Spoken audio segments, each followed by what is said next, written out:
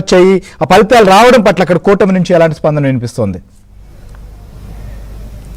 శ్రీహరి గారు, మనం చూస్తున్నాము ఉమ్మడి పశ్చిమ గోదావరి జిల్లా అంటే టీడీపీగా కంచుకోట. ఎప్పుడు టీడీపీకి కొమ్ము కాస్తూనే ఉంటుంది. ఎందుకంటే టీడీపీ విపత్కర పరిస్థితులు ఉన్నప్పుడు ఖచ్చితంగా టీడీపీకి ఇక్కడ ఈ జిల్లా వాసులు ఓటర్లు ఎప్పుడు అండగా ఉంటూనే వస్తూ ఉంటారు. ఈసారి కూడా అదే ప్రపంచం అయితే పునరావృతమైంది. ఎందుకంటే ఈసారి ఎన్నికల్లోని ఖచ్చితంగా టీడీపీ కూటమి గెలవాల్సిన పరిస్థితి ఉంది. ఈ పరిస్థితి నేపథ్యంలోని ఉమ్మడి పశ్చిమ గోదావరి జిల్లా ఓటర్లు అయితే ఖచ్చితంగా ఆ టీడీపీ, బీజేపీ, జనసేన కూటమి వెంట నడుస్తున్నారు. టీడీపీ కూటమికి క్లీన్ స్వీప్ జరగడం అయితే ఇది మొట్టమొదటిసారి కాదు. ఎందుకంటే ఉమ్మడి పశ్చిమ గోదావరి జిల్లాలో అనేక సార్లు టీడీపీ క్లీన్ స్వీప్ చేసిన పరిస్థితి ఉంది. 1999లో జరిగిన ఎన్నికల్లో అప్పుడు నియోజకవర్గాలు పునర్విభజన జరగలేదు. అప్పట్లో 16 నియోజకవర్గాలకు సంబంధించి ఎన్నికలు జరిగితే ఒక్క చోట మాత్రం అంటే కొవ్వూరులో మాత్రం అప్పట్లో కాంగ్రెస్ గెలిచింది. 15 చోట్ల టీడీపీ గెలిచింది. మళ్ళీ 2009లో నియోజకవర్గాల పునర్విభజన జరిగింది.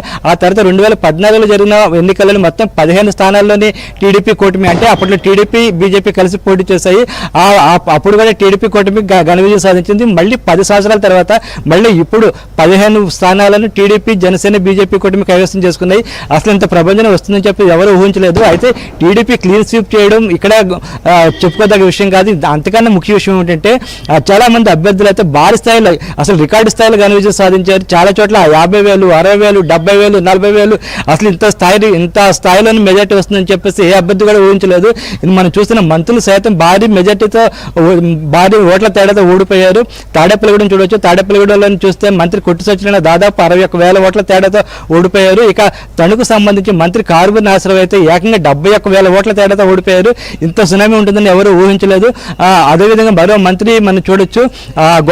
గోపాలవరం సంబంధించి మంత్రి తానేటి వనిత కూడా దాదాపు 30,000 ఓట్ల తేడాతో ఓడిపోయింది. ముగ్గురు మంత్రులు కూడా దాదాపు 30,000, 60,000, 70,000 తేడాతో ఓడిపోయారంటే అసలు ఎంత స్థాయిలో ఇక్కడ టీడీపీకి, జనసేన, బీజేపీ కూటమికి ఇక్కడ ఓటర్లకు పట్టం కట్టారో మనకి అర్థమవుతుంది. అదేవిధంగా మాజీ మంత్రులు ఎవరైతే ఉన్నారో ఏలూరు నుంచి పోటీ చేసిన కాళీకృష్ణ శ్రీనివాస్ సైతం 61,000 ఓట్ల తేడాతో ఓడిపోయారు. ఇక్కడ బడేటి చెంటే ఆయన మీద 61,000 ఓట్ల తేడాతో విజయం సాధించారు. అదేవిధంగా చెరుకువాడ శ్రీరంగనాథరాజు ఆచంట నుంచి పోటీ చేశారు. ఆయన కూడా దాదాపు 30,000 ఓట్ల తేడాతోటి టీడీపీ అభ్యర్థి పితాని సత్యనారాయణ చేతిలో ఓడిపోయారు. మొత్తం మీద అయితే టీడీపీ సునామీ సృష్టించింది, ప్రపంచం సృష్టించిందని మనం భావించవచ్చు. శ్రీహరి గారు, రైట్. మీరు అన్నట్లుగా 2014లో ఎలాంటి ఫలితాలు వచ్చాయి, ఈసారి అదే ఫలితాలు పశ్చిమ గోదావరి ఉమ్మడి జిల్లాలో